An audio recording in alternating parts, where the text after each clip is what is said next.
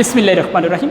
সুপ্রিয় শিক্ষার্থী, আজকের এই ভার্চুয়াল অনলাইন ক্লাসে পবিত্র মাহে রমজানের মোবারকবাদ সবাইকে।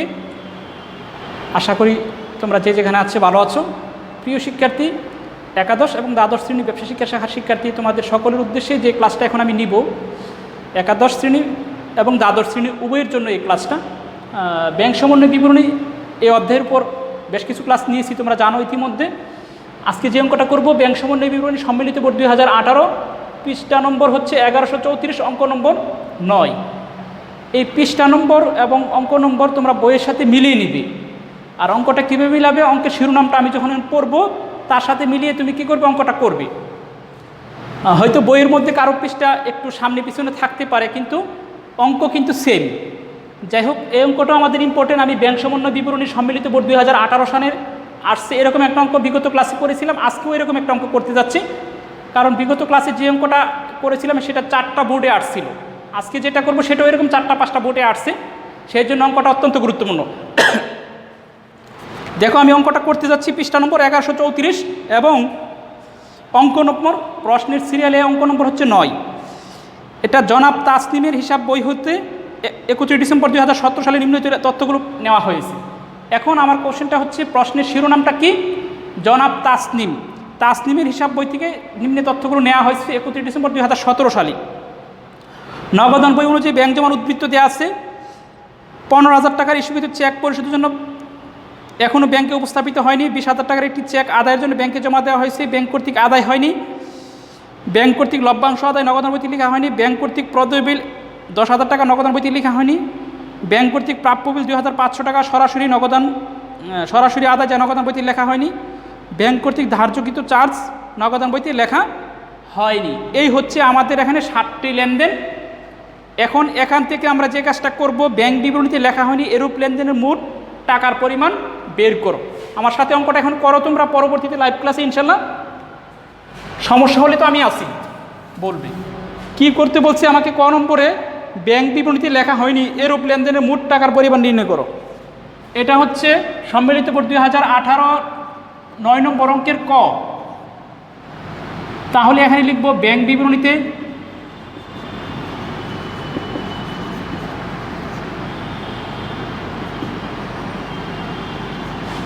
লেখা হয়নি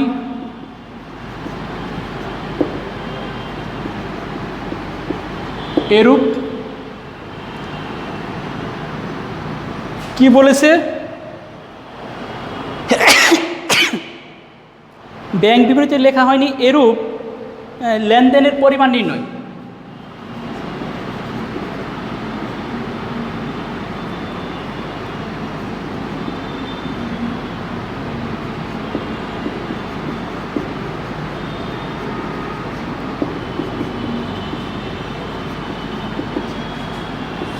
এখানে তোমরা একটা বিষয় খেয়াল রাখবে, টাকার কলাম পড়তে হবে বা বিবরণ লিখতে হবে, এটা কোনো বাধ্যবাধকতা নেই। আমি এখানে লিখে দিয়েছি, সময় থাকলে তোমরাও এরকমভাবে একটু করে নেবে। বিবরণ টাকা যে করতে হবে তার কোনো বাধ্যবাধকতা ক নম্বরে নেই, না করলেও হবে। শুধু লেনদেনগুলো লিখে টাকার পরিমাণটা আমরা বের করব। এখানে কি বলেছে? ব্যাংক বিবরণীতে লেখা হয়নি এরকম টাকা। দেখো, 2 তারিখে অর্থাৎ 2 নম্বর যে লেনদেনটা, 15,000 টাকার একটি ইস্যুকৃত চেক পরিশোধের জন্য ব্যাংকে উপস্থাপিত হয়নি। যেহেতু ব্যাংকে উপস্থাপনই হয়নি, তাহলে এটা ব্যাংকে বিবরণীতে লেখাও হয়নি বা লিপিবদ্ধ হয়নি। এরকমই লেখা হয়নি বা লিপিবদ্ধ হয়নি, উপস্থাপন হয়নি, একই কথা। তাহলে এটা কি লিখব? লেনদেন নম্বর 2, ইস্যুকৃত চেক ব্যাংকে উপস্থাপন হয়নি। লেনদেন নম্বর 2, ইস্যুকৃত চেক ব্যাংকে উপস্থাপন হয়নি।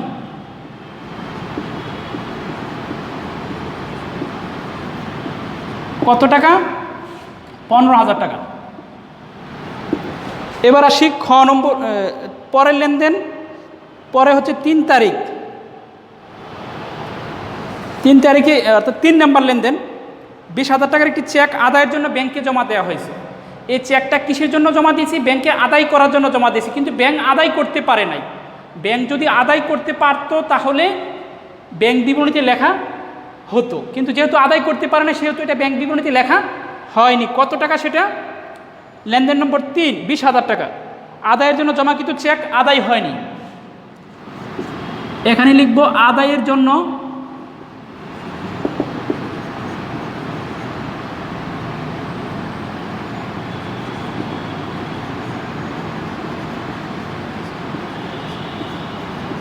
জমাকৃত চেক আদায় হয়নি।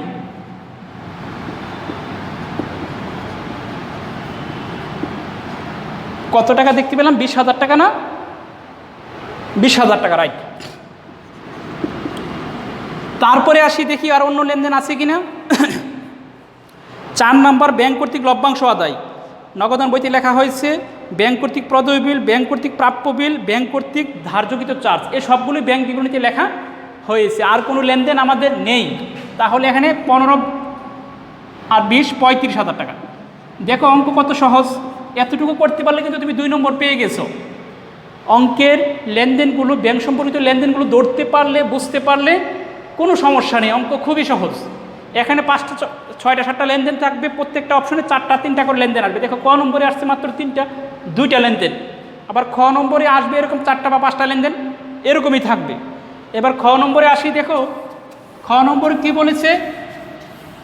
ব্যাংক সমন্বয় বিবরণী প্রস্তুত করো।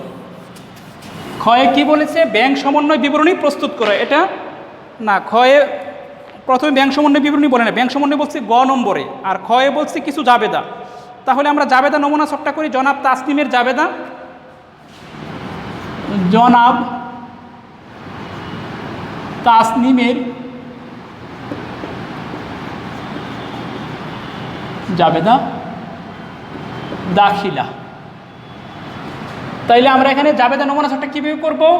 আমাদের নমুনা ছক সবারই জানা আছে।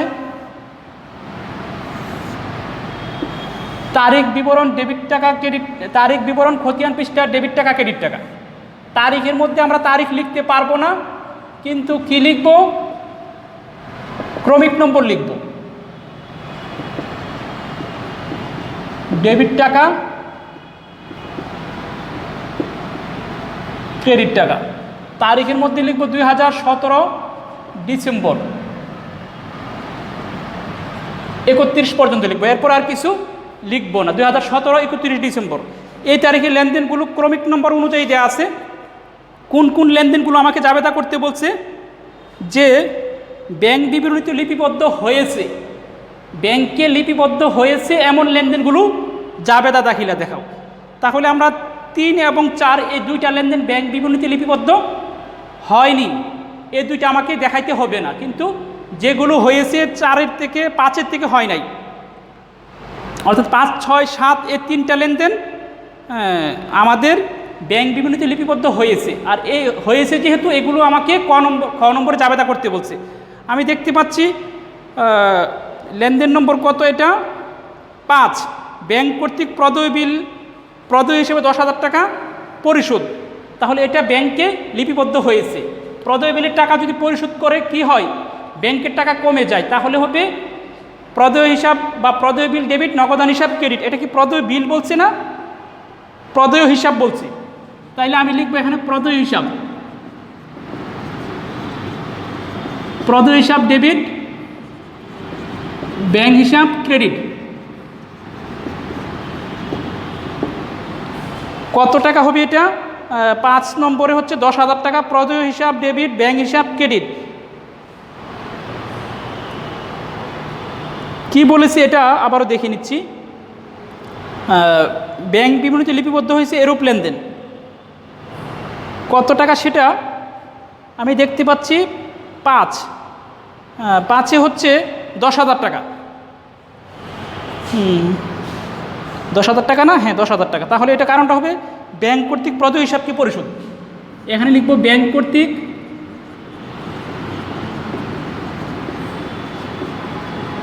প্রদেয় হিসাবকে পরিশোধ।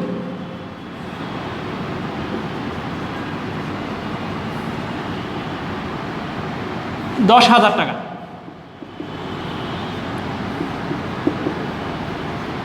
শিরোনামটা কে ছিল? যে ব্যাংক বিবরণীতে লিপিবদ্ধ হয়েছে ওই রকম লেনদেন।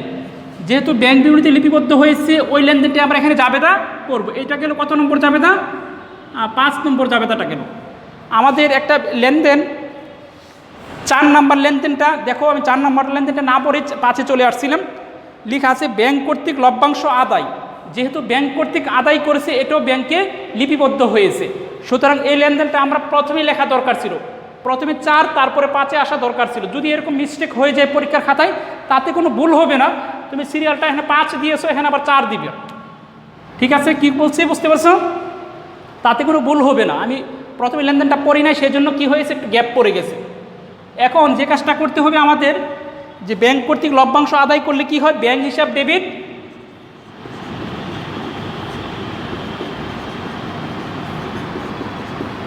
প্রাপ্ত লভ্যাংশ ক্রেডিট।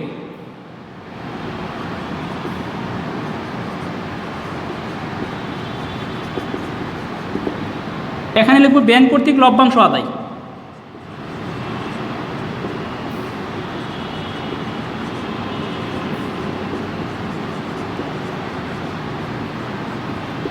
ব্যাংক কর্তৃক কত টাকা লভ্যাংশ আদায় করেছে? 4 নম্বরে দেখতে পাচ্ছি 5,000 টাকা। দেখো, এই জাবেদা আমরা নবম দশম শ্রেণীতে এবং ফার্স্ট ইয়ারে করেছি অনেকেই, খুব সহজ জাবেদা। তারপরে 6 নম্বর, ব্যাংক কর্তৃক প্রাপ্য হিসাবে এত টাকা সরাসরি আদায় করেছে। ব্যাংক প্রাপ্য হিসাবে টাকা আদায় করেছে, সেই জন্য কী করতে হবে, ব্যাংক হিসাব ডেবিট, প্রাপ্য হিসাব ক্রেডিট। এটা হবে 6 নম্বর।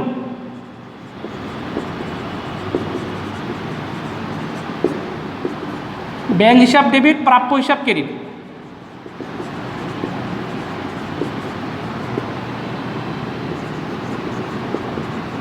এখানে লিখব ব্যাংক কর্তৃক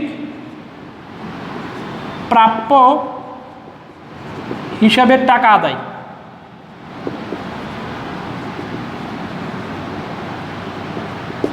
ব্যাংক কর্তৃক প্রাপ্য হিসাবে টাকা আদায় করেছে কত টাকা দেখতে পাচ্ছি, এখানে 2,500 টাকা।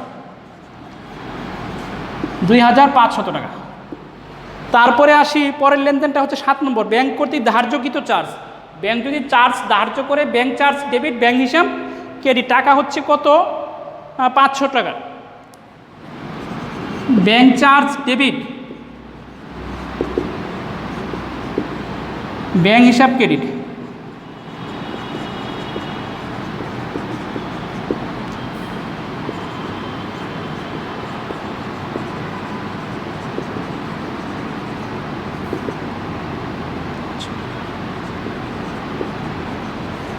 $500 টাকা।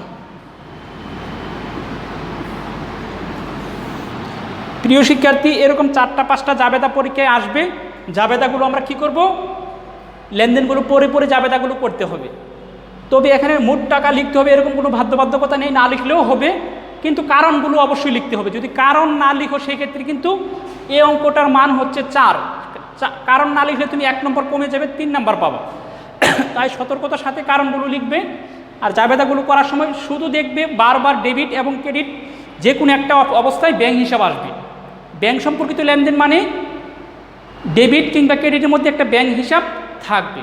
এবার আসি গ নম্বরে। গ নম্বরে বলেছি কি, ব্যাংক সমন্বয় বিবরণী। ব্যাংক সমন্বয় বিবরণী একটা নমুনা সব তোমরা আমার সাথে করো। সেটা হবে বিবরণ টাকা টাকা। টাকার কলাম কয়টা করবে, 2টা। 2টি টাকার কলাম করবে এবং উপরে শিরোনাম লিখতে হবে।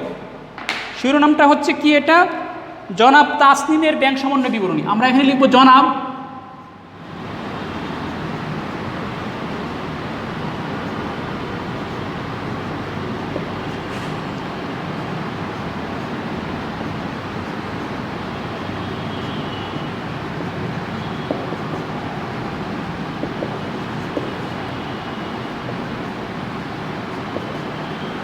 একত্রিশে ডিসেম্বর 2017।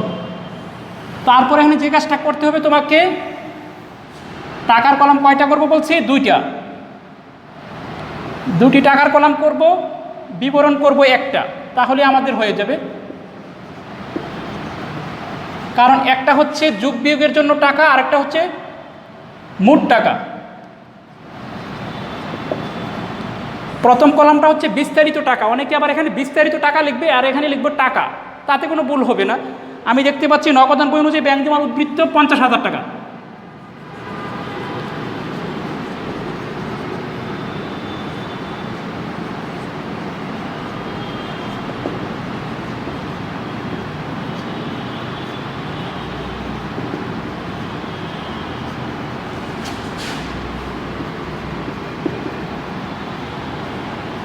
এইভাবে আমরা প্রথমে প্রারম্ভিক ব্যালেন্সটা লিখব। নগদান বই অনুযায়ী ব্যাংক জমার উদ্বৃত্ত দেওয়া আছে। আমরা বিগত ক্লাসে যে অঙ্কটা করেছিলাম সেটা ছিল পাস বই মোতাবেক ব্যাংক জমার উদ্বৃত্ত অথবা ব্যাংক বিবরণী মোতাবেক ব্যাংক জমার উদ্বৃত্ত। পাস বইয়ের মধ্যে যে লেনদেনগুলো যোগ হয় নগদান বইয়ের মধ্যে সেই লেনদেনগুলো বিয়োগ হবে। পাস বইয়ের মধ্যে যে লেনদেনগুলো বিয়োগ হয় নগদান বইয়ের মধ্যে সেই লেনদেনগুলো যোগ হবে। আমরা একটা ফরম্যাট করলে দুইটা ফরম্যাটের অঙ্ক করতে পারি। আমরা এই ধরনের আলোচনা অনেক হয়েছে বলেছি। তারপরে ব্যক্তিগতভাবে যদি কারো কোনো সমস্যা হয় আমাকে গ্রুপে অথবা পার্সোনালিভাবে নক করবে। এখন কি বলেছে আমাকে দেখো, এখানে ব্যাংক সম্পর্কিত লেনদেন আমি দেখতে পাচ্ছি টোটাল আছে কয়টা, 60টা। 60টার মধ্যে যুগের হবে কয়টা, যুগ বিয়োগ এরকম থাকবে। আমি প্রথমে যুগের কয়টা লিখব, আমরা এখন জানি না কয়টা যুগ হবে, কিন্তু যুগ এবং বিয়োগ কয়টা যুগ হবে কয়টা বিয়োগ হবে কিন্তু জানি না। সেজন্য আমাকে যে কাজটা করতে হবে, গ্যাপ দিয়ে একটু গ্যাপ দিয়ে মাঝখানে একটু গ্যাপ রাখবো, তারপরে গ্যাপ দেবো, তাতে করে লেনদেনগুলো আমরা লিখতে পারি স্বাভাবিকভাবে। এবার আসতেছি, দেখো 1 নাম্বার লেনদেন কি বলেছে, 15,000 টাকার একটি চেক ইস্যু করা হয়েছে যা নগদান বইতে লিপিবদ্ধ হয়নি। তাহলে ইস্যুকৃত চেক যেহেতু লিপিবদ্ধ হয়নি, কি বলেছি লেনদেনটা আমি আবারও পড়তেছি, ইস্যুকৃত চেক ব্যাংকে উপস্থাপন করা হয়নি। যেহেতু চেকটা ইস্যু করা হয়েছে নগদান বইতে লেখা হয়েছিল কিন্তু ব্যাংকে উপস্থাপনই হয়নি। এখন ব্যাংকের সমান রাখতে হলে যেহেতু প্রথমে মাইনাস করে দিয়েছি আবার এখানে প্লাস করতে হবে। এটা লেনদেন নম্বর 2, ইস্যুকৃত চেক ব্যাংকে উপস্থাপন হয়নি।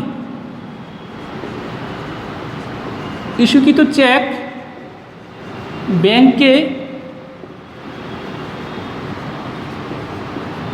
উপস্থাপন হয়নি। কত টাকা বলছে, 15,000 টাকা, তাই না? ইস্যুকৃত চেক ব্যাংকে উপস্থাপন হয়নি 15,000 টাকা। এরপরে আসি 2 নম্বর লেনদেনটা কি বলেছে, 20,000 টাকার একটি চেক আদায়ের জন্য ব্যাংকে জমা দিয়েছে, এখনও ব্যাংক কর্তৃক আদায় হয়নি। ব্যাংকে আমি জমা দিয়ে দিচ্ছি অলরেডি, যেহেতু ব্যাংকে আমি প্রথমে জমা দিয়ে দিয়েছি, ব্যাংক হিসাব ডেবিট করেছি, কিন্তু ব্যাংক কর্তৃপক্ষ এখনও আদায় করতে পারে নাই। যেহেতু ব্যাংক আদায় করতে পারে না, এখন কি করতে হবে, মাইনাস করে দিতে হবে। কীভাবে মাইনাস করব, দেখো আমি যখন টাকাটা জমা দিয়ে দিয়েছি, আমি আমানতকারীর হিসাবটাকে ডেবিট করেছি, মানে প্লাস করেছি, কিন্তু এখন ব্যাংকের সমান করতে গেলে আমাকে কি করতে হবে, ব্যাংক বলতেছে আমি এটা এখন আদায় করতে পারিনি, ব্যাংকের সমান করতে হলে এটা মাইনাস করতে হবে। আবার বলে শোনো, এই লেনদেনটা একটু গুরুত্বপূর্ণ। আদায়ের জন্য চেক ব্যাংকে জমা দেওয়া হয়েছে, আমি যখন চেকটা ব্যাংকে জমা দিয়েছি নগদান কি বলবো, প্রাপ্য হিসাব ডেবিট, ব্যাংক হিসাব ডেবিট, প্রাপ্য হিসাব ক্রেডিট। আমি ব্যাংক হিসাবকে ডেবিট করেছি মানে প্লাস করে দিয়েছি, কিন্তু ব্যাংক কর্তৃপক্ষ বলতেছে এখন তারা এটা আদায় করতে পারে নাই। যেহেতু আমি এখানে প্লাস করে দিয়েছি প্রথমে, কিন্তু ব্যাংক বলতেছে আদায় করতে পারেনি, এখন সেই জন্য ব্যাংকের সমান টাকাটা রাখতে হলে মাইনাস করে দিতে হবে। এটা হচ্ছে 3 নম্বর লেনদেন, আদায়ের জন্য জমাকৃত চেক, আদায়ের জন্য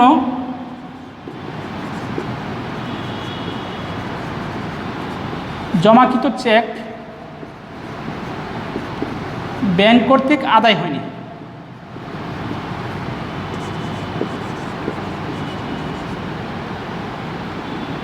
ব্যাংক কর্তৃক আদায়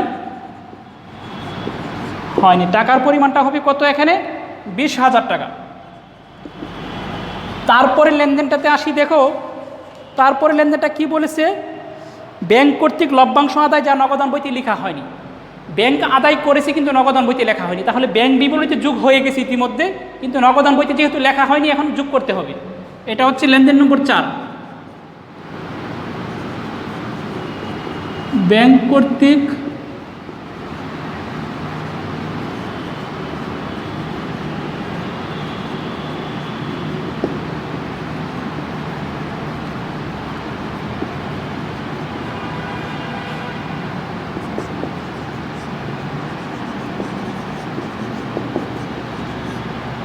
লেখা হয়নি। টাকার পরিমাণটা কত আমি দেখতে পাচ্ছি, 5,000 টাকা। তারপরে লেনদেনটাতে আসি, ব্যাংক কর্তৃক প্রদেয় বিলের অর্থ পরিশোধ। এখন ব্যাংক প্রদেয় বিলের অর্থ পরিশোধ করেছে মানে ব্যাংকে বিবরণীতে সেটা মাইনাস হয়ে গেছে, অর্থাৎ ব্যাংকের যে হিসাব নিকাশটা সেখান থেকে এটা মাইনাস করেছে, কিন্তু নগদান বইতে যেহেতু লেখা হয়নি নগদান বই থেকেও কী করতে হবে, মাইনাস করতে হবে। কিন্তু আমরা তো নগদান বই দিয়ে শুরু করেছি, সেই জন্য এখন মাইনাস করতে হবে। এটা হচ্ছে লেনদেন নম্বর 5। ব্যাংক কর্তৃক প্রদেয় বিল অর্থ পরিশোধ, প্রদেয় বিল না প্রদেয় হিসাব দেখি। এটা হচ্ছে 5 নম্বর প্রদেয় হিসাব, ব্যাংক কর্তৃক প্রদেয় হিসাবের অর্থ পরিশোধ, প্রদেয় হিসাবে অর্থ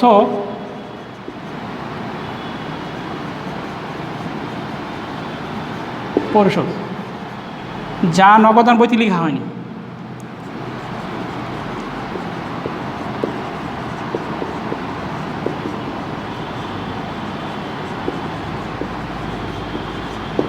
টাকার পরিমাণটা হচ্ছে ব্যাংক কর্তৃক প্রদেয় বিল অর্থ পরিশোধ নগদান বইতে লেখা হয়নি 10,000 টাকা।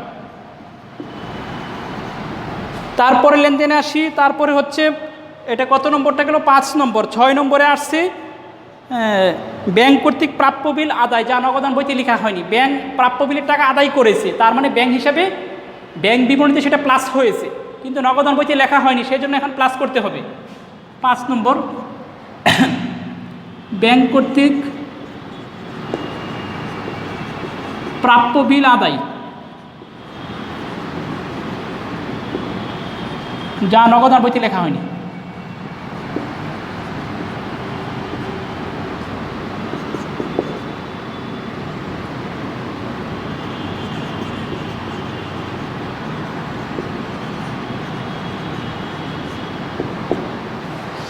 কত টাকা ছিল ব্যাংক কর্তৃক প্রাপ্য বিল আদায়?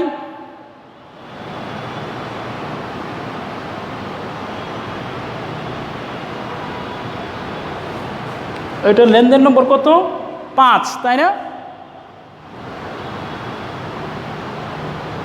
ব্যাংক কর্তৃক প্রাপ্য বিল আদায় না 5 না 6 নম্বর হবে, এটা 6। এই যে 5 নম্বর এখানে লিখে ফেলছি। ব্যাংক কর্তৃক কত টাকা বলছে আমি দেখে নিচ্ছি, দেখো। ব্যাংক কর্তৃক প্রাপ্য হিসাব হবে, এটা প্রাপ্য বিল না, এটা হবে প্রাপ্য হিসাব, 2,500 টাকা।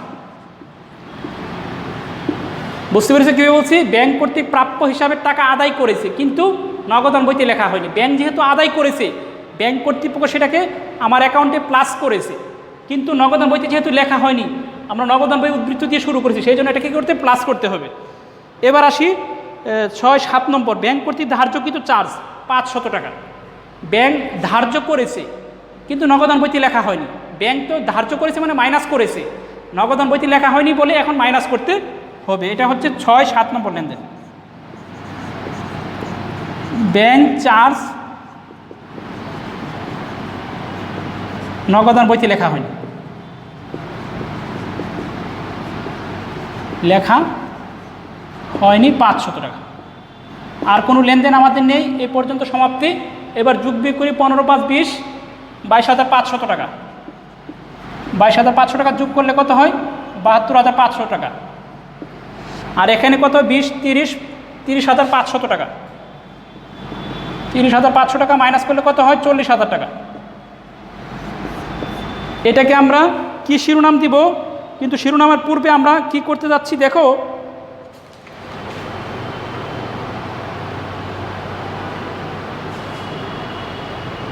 এটা তো 72 আর এটা 30, এটা 40 না 42 হবে। বইয়ের সাথে আমি দেখতে পেলাম এটা 42, আমাদের যোগ বিয়োগের মধ্যে এটা হচ্ছে 72,500, এটা হচ্ছে 30,500, পার্থক্য করলে হয় 42,000 টাকা। শিরোনামটা দিব ব্যাংক বিবরণী অনুযায়ী ব্যাংক জমার উদ্বৃত্ত। শিরোনামটা অবশ্যই লিখতে হবে, মনে রাখতে হবে, ব্যাংক বিবরণী অনুযায়ী